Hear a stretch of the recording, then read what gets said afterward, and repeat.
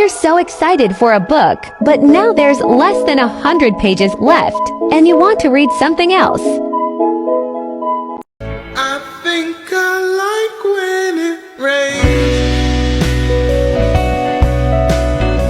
rains. Wow, so pretty. Walk, walk, walk. First time walking inside. Oh, wow. A spot for us BookTok lovers. This store is so much bigger than Indigo. New books, new books. Come finish a book with me. Starting page and time. Almost there. Finished it. Not my favorite in the series, but I'm excited for book 4.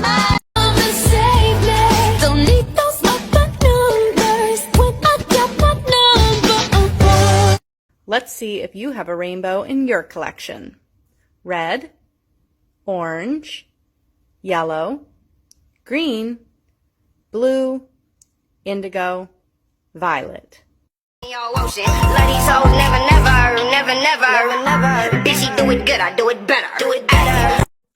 I finally read this book and find out that y'all are lying, I'm only accepting apologies via Cash App and Apple Pay. I want to see what's on your physical TBR.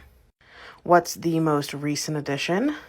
The book you are the most excited about. The book you know you're gonna absolutely love and adore. A book you're a little nervous that you may not like as much as everyone else likes. A book that you bought on a whim knowing absolutely nothing about it. A book by an author you're trying to read more of. A book that you're absolutely late to the train on but really excited to read anyways.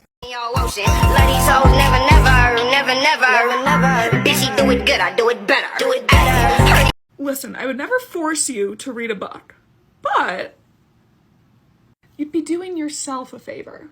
I am not emotionally ready to be done with Keeping 13. Nope. I finished it last night, and let me tell you one thing. The last 200 pages of this book killed me and brought me back to life, killed me again and brought me back to life. I don't even know how to talk about this book without spoiling it for you.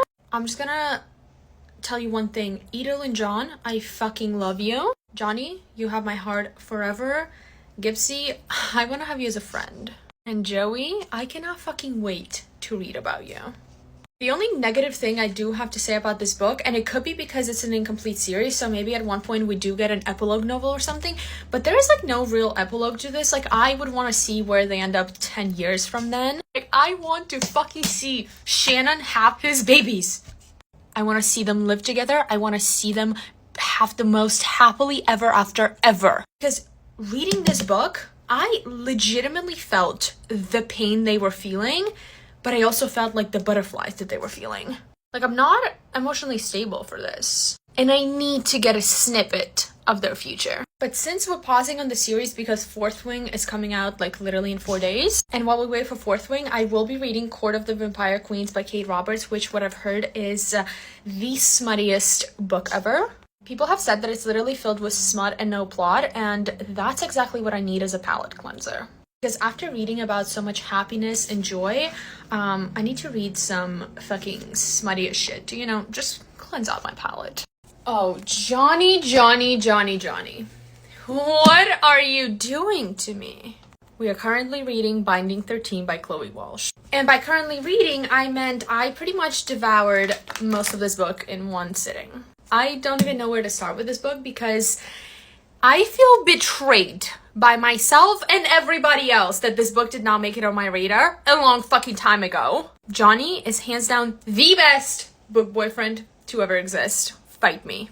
And the fact that this is touch her and I'll kill you vibes makes it 1,000 times better. He is literally the most confident dude like ever, but when it comes to her, he does not fucking know how to act. He has no idea what to do with himself. He literally said, give me a name, I'll take care of it. That's all you need to know. But then later in the book, he said, you're getting soaked out here. And then Shannon said, but you won't have a jacket. And then he said, but you will. Are you kidding me?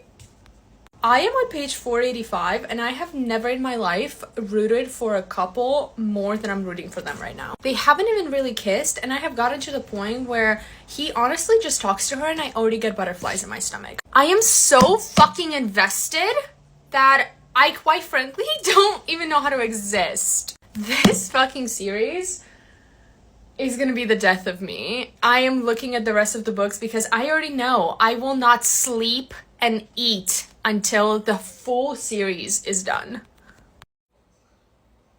I just finished Binding 13 by Chloe Walsh. The roller coaster of emotions I was sent in the last 30 pages. Abso-fucking-lutely illegal. I don't fully even know how to process this.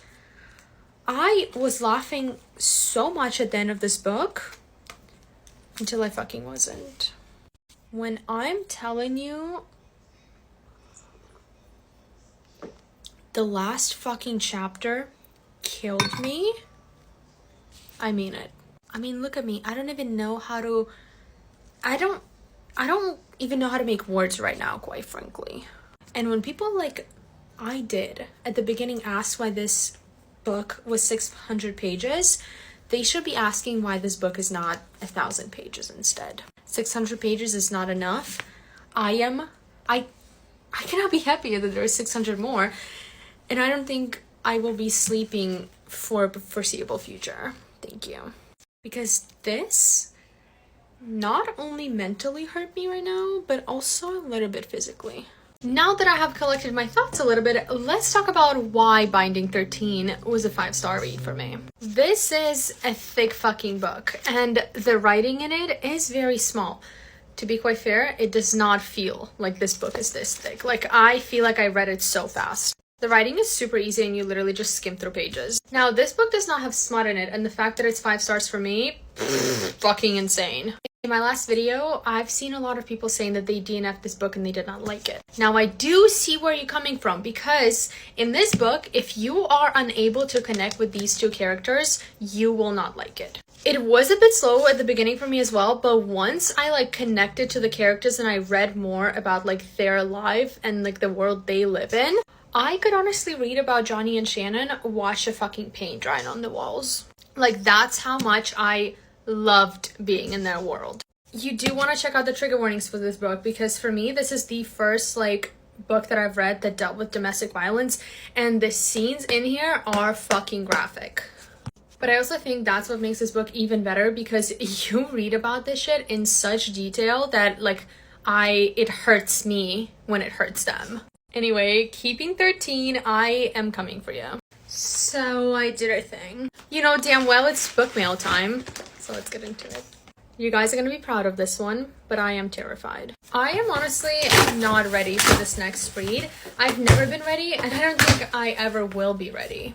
But I will be devouring this book as soon as I'm done with my current series. Look what we got. Quite frankly, I don't even know what the fuck to expect from these books. I just know everybody's talking about them. I have definitely read my fair share of Penelope Douglas, and let me tell you, it is smut central. I don't even know if these books are dark romance. I don't even know anything about them, which is even scarier. I do have one question though. Is it all the same story? Do they all follow the same people? And am I missing a book? I think there's a thin one. Alright, I'm missing Conclave and Fire Knight, which I think are very thin ones. Corrupt is the first one. I need to read the back real quick. I need to see what the vibes are. My boyfriend's older brother? Shut the fuck up. He's like that scary movie that you peek through your hands to watch. I immediately got the vibes. I understand. He's handsome, strong, and completely terrifying. What the fuck else can I ask for? He's more concerned with the dirt on his shoes than me. Period. Cannot wait to see how that unfolds. While I haven't had her body, I know I have her mind. I'm not fucking ready. Hold on. Hold on. She put a few of my high school friends in prison and now they're out. We've waited. We've been patient, and now every last one of her nightmares will come true. 3? I'm sorry. Hold your fucking horses. Penelope? Relax. What does that mean? What the fuck does that mean? I'm in the middle of reading a different series right now, and I might have to take a pause because, what did I just read? But it's over, then you're driving me home, and it kinda comes out as I get up to go. You kiss me in your car, and it feels like the start of a movie. Books I'm terrified to read. Absolutely not. I'm scared of it. No explanation needed. If I was held hostage and forced to read this to live, I would.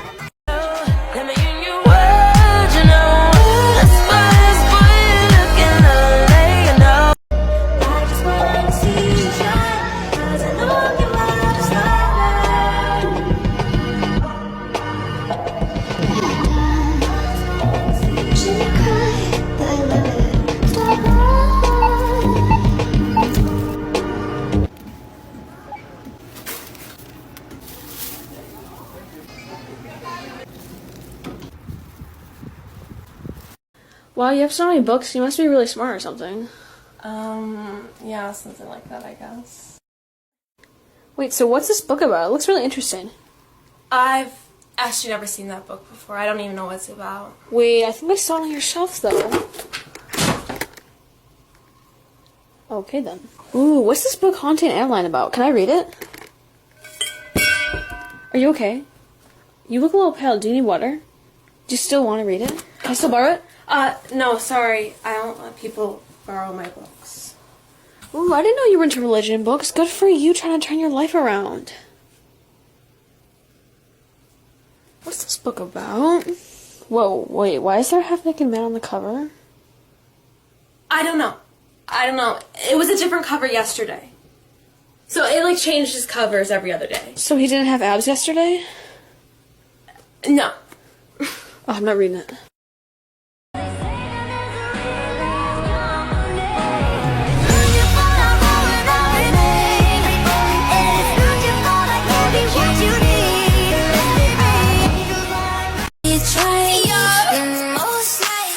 Trying to see if you can handle the sass. Probably give us a panic attack. Sorry if I gave a random erection. Probably thinking I'm a telekinetic. Oh, wait, you a fan of the magic? Poof, pussy like an Alakazam. I heard from a friend of a friend that that dick was a 10 out of 10. Desperado, sitting in a old Monte Carlo.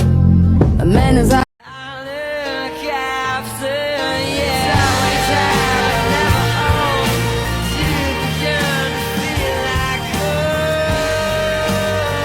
This book is written by a man. Oh, whatever. I'm sure it's gonna be completely fine. Whatever. I'm really excited to read this. It sounds really interesting. Her skin was creamy white, matching the paper I was currently writing my grocery list on. Her bright emerald green eyes glittered in the hot, scorching sunlight. Her breasts looking peaky, reminding me of the tops of the mountains in Colorado where I grew up.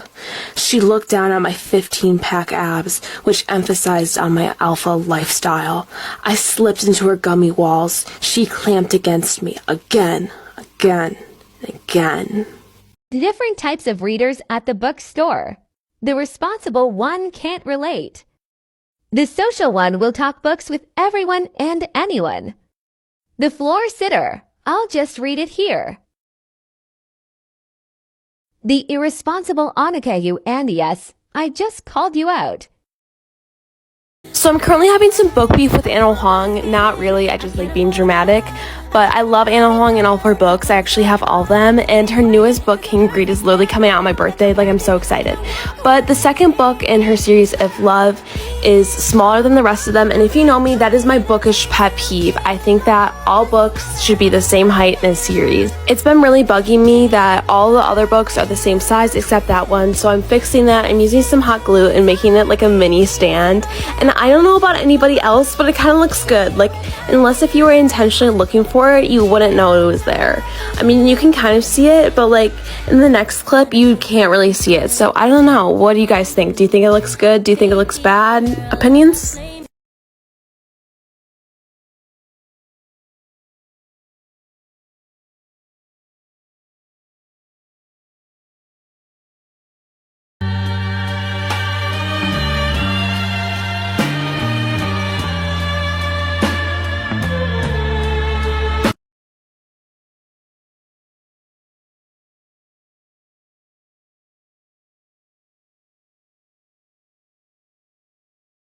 Oh my god, bro. Oh, hell no, man. What the fuck, man?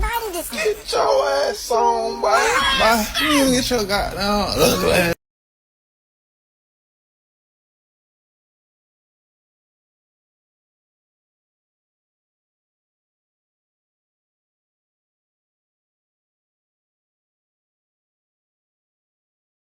I have been dying to do one of these. So let's find out what my favorite book trope is, even though I have a pretty good idea. Amnesia or academic rivals. I've never read a book with an amnesia trope, which I honestly think I would hate it. I already hate it, so academic rivals. Slow burn, friends to lovers. Friends to lovers, fuck slow burn. Fast burn, age gap. Age gap. Fake dating, love triangle. Fuck love triangles, don't even. Second chance, found family.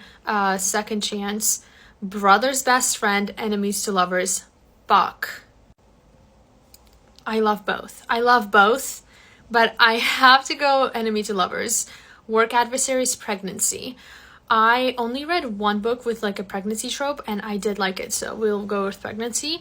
Grumpy versus sunshine, rich versus poor. Grumpy and sunshine 100% every single time. Friends to lovers, academic rivals. Is academic rivals like enemies to lovers? Wouldn't that be the same thing? Fuck, I don't know. I'll go friends to lovers. Fake dating, age gap.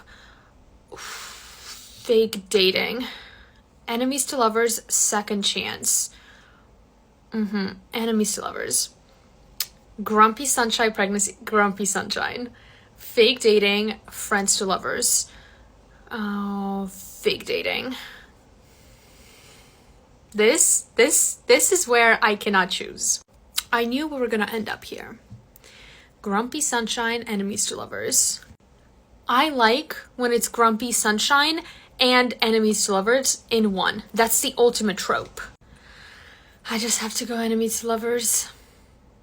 Enemies to lovers and fake dating. Enemies to lovers.